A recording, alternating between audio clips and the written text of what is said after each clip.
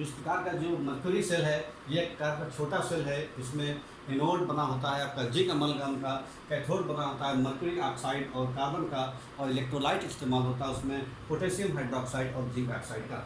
अब ये सेल कैसे काम करता है, इस पर एनोड पर होने वाले रिएक्शन और कैथोड पर होने वाले रिएक्शन कौन कौन से हैं वो हम देखते हैं। तो सबसे पहले रिएक्शन एट एनोड, एनोड पर कौन सा रिएक्शन हो रहा है। Reaction at anode, reaction at anode, reaction at anode, anode पर होने वाला रिएक्शन। एनोड पर क्या होता है कि जो एनोड पर जो जिंक है, जिंक अमलगम जो है, यानी जिंक अमलगम है, ये अमलगम है, अमलगम। तो ये जो अमलगम है जिंक कन्वर्ट होता है जिंक ऑक्साइड में, जिंक ऑक्साइड में अमलगम कन्वर्ट हो गया। ये आपका एनोड पर होने वाला रिएक्शन है। क्योंकि एनोड पर जो रिएक्शन होता है इसका मतलब एनोड पर ऑक्सीडेशन होता है हमेशा। तो ये ध्यान रखिए, एनोड पर हमेशा ऑक्सीडेशन रिएक्शन होता है, ऑक्सीडेशन। और आपको पता है कि ऑक्सीडेशन का मतलब होता है जब ऑक्सीडेशन नंबर बढ़े, या losing of electron is also known as oxidation. Oxidation जब भी होता है तो जो एलिमेंट है, जिस एलिमेंट का ऑक्सीडेशन हो रहा है उसका ऑक्सीडेशन नंबर हमेशा बढ़ता है, या ये कह सकते हैं कि वो इलेक्ट्रॉन लूज करता है, इसको हम बोलते हैं ऑक्सीडेशन। ठीक इसी तरह से रिडक्शन का मतलब होता है गेनिंग ऑफ इलेक्ट्रॉन, या तो इलेक्ट्रॉन से देख सकते हैं, या फिर ऑक्सीडेशन नंबर अगर डिक्रीज हो रहा है तो इसका मतलब है रिडक्शन हो रहा है। तो यहाँ पर ऑक्सीडेशन नंबर जिंक का 0 था और ये हो रहा है +2 में। यहाँ पर जिंक का ऑक्सीडेशन नंबर 0 है, यहाँ पर जिंक का ऑक्सीडेशन नंबर 2 है। तो इसका मतलब ऑक्सीडेशन नंबर इंक्रीज हो रहा है। इस बात का मतलब ये हुआ कि यहाँ पर ऑक्सीडेशन हो रहा है। तो यहाँ पर ऑक्सीडेशन नंबर खाली इसी बात को पता करने के लिए करते हैं कि यहाँ पर ऑक्सीडेशन हो रहा है।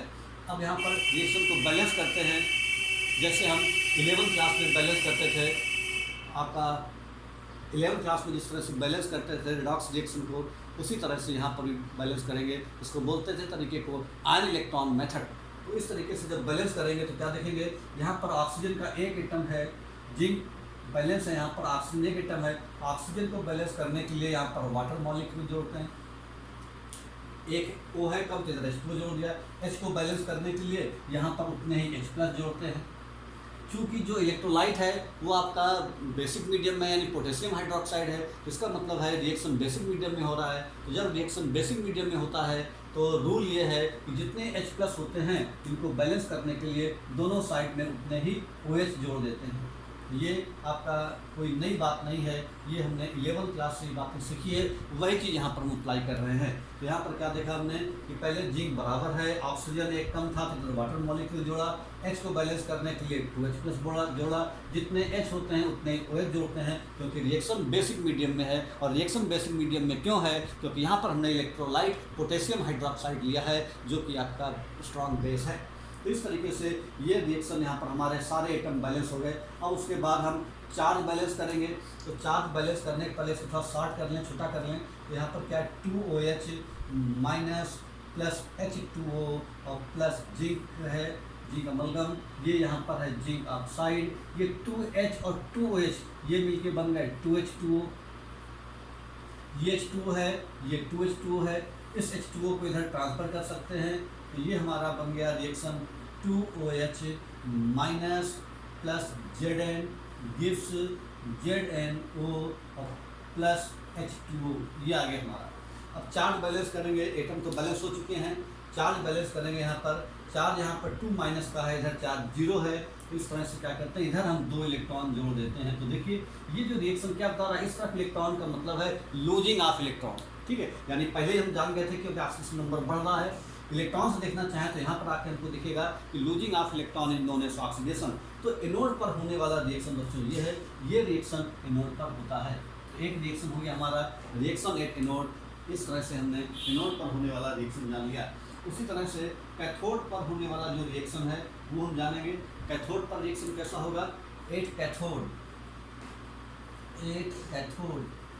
कैथोड पर होने वाला रिएक्शन में क्या होगा कि जो मर्क्यूरिक ऑक्साइड है, ये मर्क्यूरिक ऑक्साइड ये आपका कन्वर्ट होगा मर्क्यूरी में।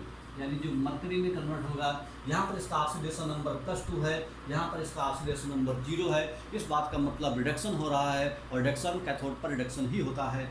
अब फिर बैलेंस करेंगे, यहाँ पर Hg बैलेंस है, ऑक्सीजन बैलेंस नहीं है, इसलिए यहाँ पर एक मॉलिक्यूल वाटर जोड़ेंगे। H यहाँ पर 2 है, तो H को बैलेंस करने के लिए रूल ये है, H+ जोड़ते हैं, और जितने H आते हैं उतने ही OH दोनों तरफ जोड़ देते हैं, 2OH- और 2OH-। तो बच्चों ये आ गया, ये इतनी बात यहाँ पर आ गई, ठीक है। अब इसको और आगे सॉल्व करेंगे तो क्या हो जाएगा, 2H + 2OH मिलके बन जाएगा इधर 2H2O, और यहाँ पर बनेगा HgO, और यहाँ से बन जाएगा आपका Hg, और यहाँ पर बन जाएगा H2O और प्लस 2OH-। ये हमारा इक्वेशन बन गया। अब यहाँ पर है 2H2O और यहाँ पर है H2O, इस H2O को इधर ट्रांसफ़र कर देंगे तो हमारा जो रिएक्शन बन जाएगा वो क्या बनेगा, तो जो हमारा रिएक्शन बन करके आएगा वो हो जाएगा 2H2O में से एक H2O घट गया, तो इधर बचा हमारा H2O प्लस HgO, ये बना, और इधर बनेगा आपका Hg और प्लस 2OH-। चार्ज को बैलेंस करेंगे तो इलेक्ट्रॉन इधर जुड़ेगा, इधर इलेक्ट्रॉन जुड़ने का मतलब होता है गेनिंग ऑफ इलेक्ट्रॉन। ये इक्वेशन नंबर 2। तो हमारे दो इक्वेशन बन गए, एक इक्वेशन ये और दूसरा इक्वेशन ये। तो इक्वेशन 1 कौन सा था, ये वाला है, ध्यान से देखिए। इक्वेशन 1 है 2OH- plus Zn gives ZnO plus H2O plus 2 electron, ये इक्वेशन नंबर 1 है। तो एक रिएक्शन हो रहा है कैथोड पर और एक रिएक्शन हो रहा है एनोड पर। ऊपर वाला रिएक्शन हो रहा है कैथोड पर, यानी ये रिएक्शन कैथोड पर हुआ, और ये रिएक्शन एनोड पर हुआ। यानी इक्वेशन नंबर 1 और इक्वेशन नंबर 2 हमने लिख दी हुई है, 2OH- plus ZnO plus H2O plus 2 electron. तो ये इक्वेशन नंबर 2 है। दोनों रिएक्शन को जोड़ देंगे तो नेट रिएक्शन निकल के आ जाएगी। जो सेल में इस्तेमाल होने वाली जो रिएक्शन है वो दोनों इक्वेशन को जोड़ने पर आती है। तो ये जो रिएक्शन है इसको बोलते हैं net reaction. Net reaction,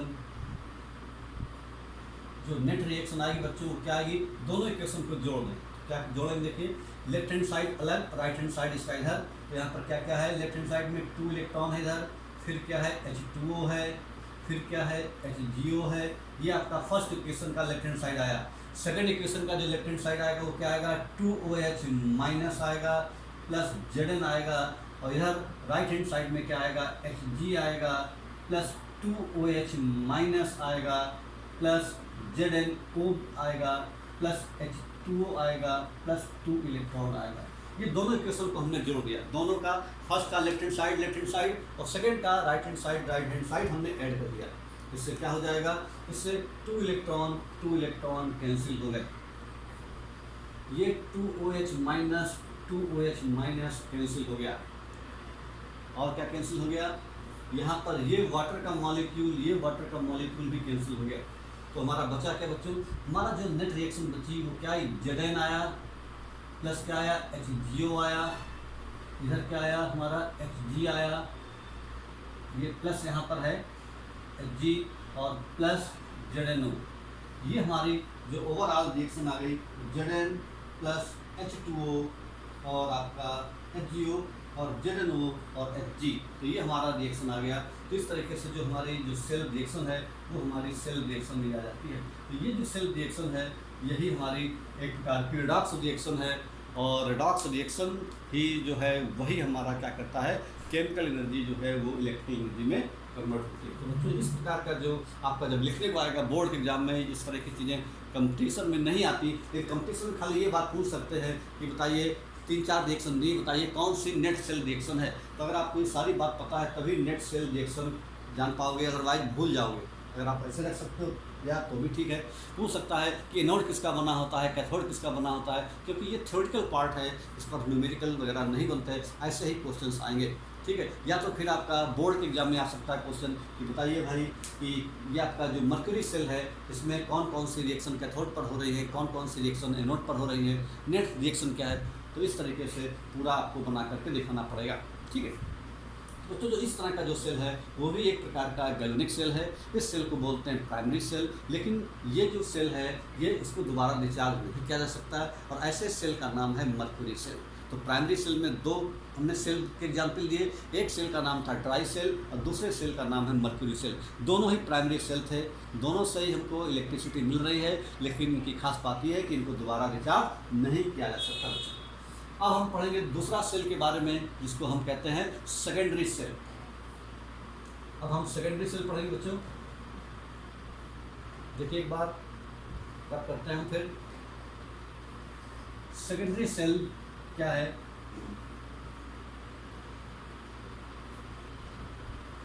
secondary cell, दूसरा जो सेल है सेकेंडरी सेल,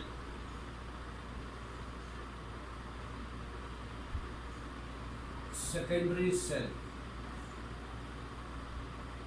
सेकेंडरी सेल का मतलब बच्चों एक ऐसा सेल जिसको हम दोबारा रिचार्ज नहीं कर सकते। इस प्रकार के जो सेल को हम सेकेंडरी सेल के नाम से जानते हैं। इसका जो एग्जाम्पल है इसको कहते हैं हम लोग lead storage battery. Lead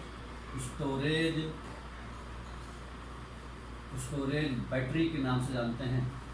lead storage battery, क्योंकि बैटरी शब्द है इसका मतलब है कि ये कोई एक सेल नहीं है, बल्कि it is the arrangement of group of cell, यानी ये कई सेल से मिलकर के बना है। लेड स्टोरेज बैटरी के नाम से जाना जाता है। ये एक प्रकार का सेकेंडरी सेल है। इसको हम बार बार रिचार्ज कर सकते हैं। जैसे कार में लगने वाली बैटरी या घर में लगने वाला इन्वर्टर, ये एक प्रकार का सेकेंडरी सेल का ही एग्जाम्पल है। जो घर में लगने वाला जो बैटरी है, जो घर में जो लगने वाला इन्वर्टर है, उसमें भी यही काम रहता है कि हमें केमिकल एनर्जी से इलेक्ट्रिकल एनर्जी मिलती है। यानी जब लाइट चली जाती है तब हमको वो सेल इलेक्ट्रिसिटी सप्लाई करने का काम करता है। ठीक है, वो भी एक प्रकार का गैल्वेनिक सेल ही है। लेकिन गैल्वेनिक सेल में कौन से टाइप का है? ये सेकेंडरी सेल का है। इसको हम बार बार रिचार्ज कर सकते हैं। ठीक है, एक बार लाइट चली जाएगी तो ये अपने आप ऑन हो जाएगा और इलेक्ट्रिसिटी सप्लाई करेगा, जिसकी हेल्प से हमारे पंखे बल्ब वगैरह जलते हैं। लेकिन अगर मान लो लाइट 3-4 दिन तक नहीं आती तो ये सेल धीमे धीमे डिस्चार्ज होता जाएगा। ठीक है, और फिर एक समय ये काम करना बंद कर देगा, फिर लाइट आएगी तो फिर रिचार्ज हो जाएगा। तो इस तरीके से फिर कंज्यूम होगा, फिर उसके बाद में लाइट से रिचार्ज होगा। तो इस तरीके से ये बराबर काम चलता रहता है, यानी लगातार ये चार्ज भी होता रहता है और डिस्चार्ज भी होता रहता है अगर लाइट आती जाती रहती है तो। ठीक है, तो इस तरीके से ये इन्वर्टर जो है ये एक प्रकार का लेड स्टोरेज बैटरी है, और ये जो है आपका एक प्रकार का सेकेंडरी सेल का एग्जाम्पल है। अब इस कैसे काम करता है ये, इसमें कौन कौन से एनोड होते हैं, कौन कौन से कैथोड होते हैं, इसमें इलेक्ट्रोलाइट क्या भरा रहता है। ठीक है, तो ये सारी बात को हम समझेंगे। तो सबसे पहले हम समझते हैं लेड स्टोरेज बैटरी। तो जो लेड स्टोरेज बैटरी रहती है बच्चों, वो उसमें आपका जो लेड स्टोरेज जो बैटरी रहती है, इसमें जो एनोड है वो आपका स्पंजी लेड का बना रहता है। पहले जानेंगे एनोड। ये आपका लेड का बना रहता है, स्पंजी लेड का बना रहता है एनोड। ठीक है, इसमें जो कैथोड बना रहता है बच्चों, कैथोड, एनोड बना रहता है स्पंजी लेड का, और जो कैथोड बना रहता है बच्चों वो आपका कैथोड बना रहता है grid of lead, packed with grid of lead, packed with, it is made of grid of lead, grid of lead packed with lead dioxide, PbO. ये आपका बना रहता है कैथोड। और जो इसमें हम इलेक्ट्रोलाइट इस्तेमाल करते हैं वो आपका क्या रहता है, एक्वस सॉल्यूशन ऑफ H2SO4। इसमें जो इलेक्ट्रोलाइट लेते हैं लोग सेल के अंदर, इलेक्ट्रोलाइट लेते हैं, वो क्या होता है, aqueous solution of H2SO4। H2SO4 solution रहता है इसका, और इसका कंसंट्रेशन रहता है 38% बाई मास। 38% बाई मास इसका कंसंट्रेशन रहता है H2SO4 का। तो ये सिस्टम रहता है। एनोड होता है लेड का बना रहता है, स्पंजी लेड का। कैथोड क्या होता है, grid of lead packed with PbO2। और जो इलेक्ट्रोलाइट होता है उसमें एक्वस सॉल्यूशन ऑफ H2SO4 रहता है, जिसका कंसंट्रेशन 38% बाई मास होता है। इस तरह का जो आपका सिस्टम है उसको हम लोग लेड स्टोरेज बैटरी के नाम से जानते हैं। एनोड लेड का बना होता है, cathode grid of lead packed with PbO2, उसके ऊपर PbO2 का जो कवर चढ़ा रहता है, पैकिंग रहती है। इलेक्ट्रोलाइट जो रहता है उसके अंदर जो सॉल्यूशन भरा रहता है वो aqueous solution of H2SO4। Aqueous का मतलब डाइल्यूट सॉल्यूशन ऑफ H2SO4 है, इसमें पानी मिला हुआ है और कंसनट्रेशन कितना है इसका 38% बाई मास। 38% बाई मास यानी H2SO4 मिला है, यानी 100 में 38% आपका H2SO4 है और बाकी रेस्ट इज वाटर, बाकी सारा पानी है। 100 में 38 माइनस कर देंगे जो बचेगी वैल्यू वो आपकी आएगी, यानी 62% इसमें वाटर रहेगा और 38% इसमें सल्फ्यूरिक एसिड रहेगा, यानी एक्वस सॉल्यूशन H2SO4 है। तो इस प्रकार का जो सिस्टम है इसको हम लोग लेड स्टोरेज बैटरी के नाम से जानते हैं। तो ये जो लेड स्टोरेज बैटरी है इसमें कौन कौन से रिएक्शन इन्वॉल्व होते हैं, कैथोड पर कौन सा रिएक्शन होगा, एनोड पर कौन सा रिएक्शन होगा, ये हम डिस्कस करेंगे। ठीक है, इसके पहले हम थोड़ा सा इसका डायग्राम डिस्कस कर देते हैं। डायग्राम में क्या है कि डायग्राम इस तरीके से बना रहता है। इसका डायग्राम एक हम रफ डायग्राम बनाते हैं, बुक में आप देखेंगे डायग्राम बना होगा। ठीक है, तो यहाँ पर जो आपका इसमें जो प्लेटें डिप रहती है, इस तरीके की प्लेट है, मान लीजिए ये एक प्लेट है, अल्टरनेट प्लेटें रहती हैं, एक प्लेट ये है, एक प्लेट ये है। हमने मान लीजिए कि 2 खाली दिखाए हैं, बाकी और भी बहुत सारे जुड़े होते हैं, 2 हमने दिखाए हुए, अल्टरनेट हम दिखा रहे हैं। तो यहाँ पर हम क्या देख रहे हैं कि जो आपका एक आपका लेड का बना रहता है एनोड, हमने मान लिया कि ये एनोड है दोनों। ठीक है, ये दोनों एनोड हैं, इस तरीके से ये हमने दोनों एनोड मान लिए। ठीक है, एनोड निगेटिव होता है तो ये आपका लेड का बना है, ये आपका लेड का बना हमने मान लिया, ये लेड का बना है, ये PV यानी लेड का बना है, यानी लेड जो स्पंजी लेड है उसका बना एनोड। एनोड का साइन जो होता है निगेटिव। उसके बाद में ये मान लीजिए हमने कैथोड मान लिया है, ये कैथोड आपका ये है और ये आपका जो है पॉजिटिव, ये कैथोड का काम कर रहा है, यानी ये कैथोड है। तो इस तरीके से अल्टरनेट यानी एक एनोड एक कैथोड, एक एनोड एक कैथोड, इस तरह से पूरे सेल में डिप रहते हैं। और यहाँ पर जो है जो सॉल्यूशन भरा रहता है वो इस तरीके से वो सॉल्यूशन रहता है बच्चों H2SO4 का, यानी aqueous solution of H2SO4, aqueous solution of H2SO4 रहता है और इसका कंसंट्रेशन होता है 38% बाई मास, यानी इसका इतना कंसंट्रेशन होता है 38% बाई मास। तो इस तरीके से ये एक आपका जो सेल बना हुआ है वो सेल आपका लेड स्टोरेज बैटरी कही जाती है। उसमें क्या रहता है, सल्फ्यूरिक एसिड रहता है, उसमें लेड की प्लेटें रहती है जो कि एनोड का काम करती हैं, और दूसरा एक ग्रिड ऑफ लेड है that is packed with lead oxide, वो आपका कैथोड का बना हुआ है, यानी ये PbO2 का बना हुआ है, PbO2 का। तो इस तरीके से ये बना है लेड का, तो एनोड बना है लेड का, एनोड के ऊपर चार्ज होता है निगेटिव, कैथोड के ऊपर चार्ज होता है पॉजिटिव, और जो इलेक्ट्रोलाइट है वो यहाँ पर फिल है, वो क्या चीज़ है, एक्वस सॉल्यूशन। तो इस तरीके का जो अरेंजमेंट रहता है उसमें बहुत सारे कैथोड बहुत सारे एनोड रहते हैं। जितनी पावर का हमको ये आपका बैटरी बनानी है, चूँकि यहाँ पर देख रहे हैं कि एक सेल में एक एनोड और एक कैथोड होता है, तो हमने यहाँ पर 2 सेल इस्तेमाल किए हैं। तो ऐसे हम बहुत सारे सेल इस्तेमाल करते हैं और एक प्रकार का जो बैटरी बनकर तैयार होती है। बैटरी का मतलब है ग्रुप ऑफ सेल। जो इन्वर्टर घर में लगता है उसमें आपका कई सेल लगे होते हैं और वो सेल आपस में कंबाइन होकर के जो सिस्टम कहलाता है उसको हम कहते हैं बैटरी। तो इस तरीके का जो सेल है इसको हम लोग कहते हैं लेड स्टोरेज बैटरी। अब ये लेड स्टोरेज बैटरी, इसमें एनोड पर और कैथोड पर कौन कौन से रिएक्शंस होते हैं ये हम पढ़ने वाले हैं बच्चों। कैथोड पर एनोड पर कौन कौन से रिएक्शंस हैं, तो पहला है रिएक्शन एट एनोड। एनोड पर कौन सा रिएक्शन हो रहा है? तो एनोड पर आपको पता ही है कि एनोड पर हमेशा ऑक्सीडेशन रिएक्शन होता है, और ऑक्सीडेशन रिएक्शन होता है तो एनोड किसका बना है, लेड का। तो लेड आपका चेंज होता है, लेड ऑक्सीडाइज होगा, तो लेड जो कन्वर्ट होता है आपका PbSO4 में, लेड कन्वर्ट हो गया भैया PbSO4 में। ठीक है, अब इसको बैलेंस करने के लिए PB है, यहाँ पर SO4 है तो यहाँ पर SO4 जोड़ करके माइनस कर देंगे बैलेंस करने के लिए। यहाँ पर 2 निगेटिव चार्ज है तो इधर हमने 2 इलेक्ट्रॉन जोड़ दिए, तो ये हमारा आपका इक्वेशन नंबर 1 बन गया, यानी एनोड पर होने वाली रिएक्शन ये। उसके बाद भाई कैथोड पर रिएक्शन कौन सी होगी? कैथोड पर जो कैथोड है वो आपका बना है लेड ऑक्साइड का, जो PbO2 है ये भी आपका कन्वर्ट होगा PbSO4 में। तो यहाँ पर ये कन्वर्ट करने के लिए SO4 को बराबर करने के लिए हमने यहाँ पर SO4 माइनस माइनस ऐड कर दिया, लेकिन यहाँ पर O के 2 एटम अभी भी ज़्यादा है, तो बैलेंस करने के लिए फिर हमने यहाँ पर 2H2O लगा दिया। यहाँ पर H कितने हैं, 2 2 या 4, तो यहाँ पर हमने 4H+ कर दिया। जब हमने यहाँ पर 4H प्लस कर दिया, अब हम यहाँ पर देखेंगे कितने क्योंकि रिएक्शन हमारा एसिडिक मीडियम में है, कि बेसिक मीडियम में नहीं है, क्योंकि जो हमने इलेक्ट्रोलाइट लिया हुआ है वो H2SO4 लिया हुआ है, इसलिए रिएक्शन एसिडिक मीडियम में होता है। जब रिएक्शन एसिडिक मीडियम का होता है और उसको बैलेंस करते हैं तब उसमें OH नहीं जोड़ते दोनों तरफ, ठीक है। इस तरीके से यहाँ पर +4 और -2 +2 बचा, वहाँ पर 0 चार्ज 2 इलेक्ट्रॉन इधर जोड़ देंगे तो रिएक्शन बैलेंस हो जाएगी। ये है भाई कैथोड पर होने वाली reaction.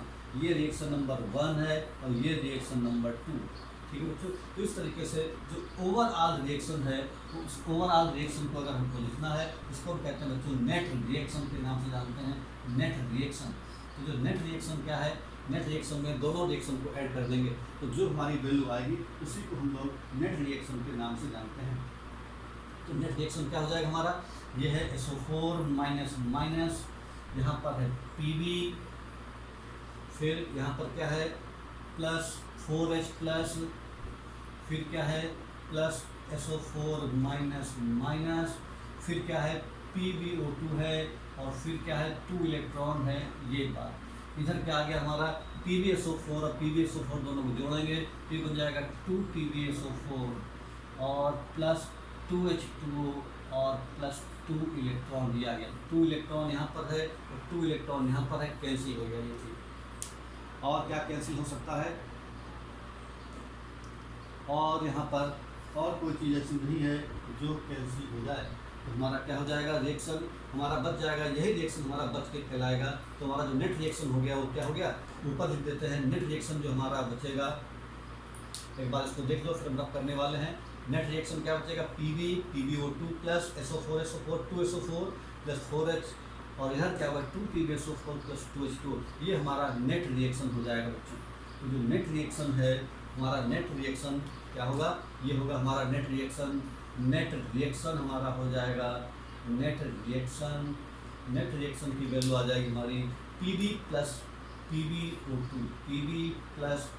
PbO2 plus 4H plus SO4 2SO4 minus, और यहाँ पर आपका आएगा 2 PbSO4 और प्लस 2H2, यानी ये आपका सेल के अंदर जो रिएक्शन हो रहा है वो नेट रिएक्शन ये हो रहा है। जब इन्वर्टर जब काम करता है, जब वो लाइट चली जाती है, जिस समय उसके अंदर का जो इलेक्ट्रोलाइट है कंज्यूम हो रहा है, ठीक है, उस समय क्या हो रहा है कि लेड और लेड सल्फेट में चेंज होता है और लेड डाइऑक्साइड भी लेड सल्फेट में कन्वर्ट होता है। इस तरीके से ये सेल रिएक्शन होती है जब वो आपका डिस्चार्ज होता है सेल, तब जब सेल डिस्चार्ज होता है तब ये रिएक्शन होती है। और इस तरह से जब डिस्चार्ज होता रहता है तो लगातार इस्तेमाल होने पर क्या हम देख रहे हैं, यहाँ पर जो SO4 आयन हैं सल्फ्यूरिक एसिड के वो कंज्यूम हो रहे हैं, सल्फ्यूरिक एसिड के SO4 आयन कंज्यूम हो रहे हैं। इस बात का मतलब ये है कि जो H2SO4 का कंसंट्रेशन था वो कंसंट्रेशन डिक्रीज हो रहा है, और जब H2SO4 का कंसंट्रेशन डिक्रीज होता है तो उसकी H2SO4 की डेंसिटी भी डिक्रीज होती है।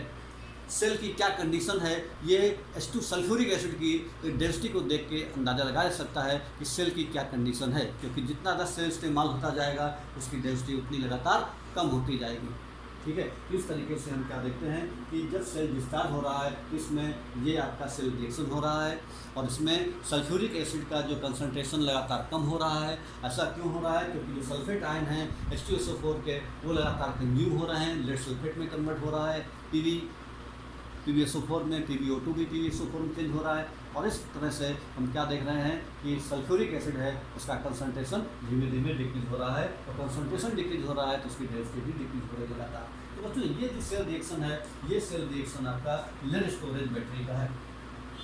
ये कब है, व्हेन सेल इज डिस्चार्ज। ये कब रिएक्शन है, व्हेन सेल या बैटरी कुछ भी कहें, सेल इज डिस्चार्ज, हम खाली एक मान के चल रहे हैं, वैसे बैटरी होती है डिस्चार्ज।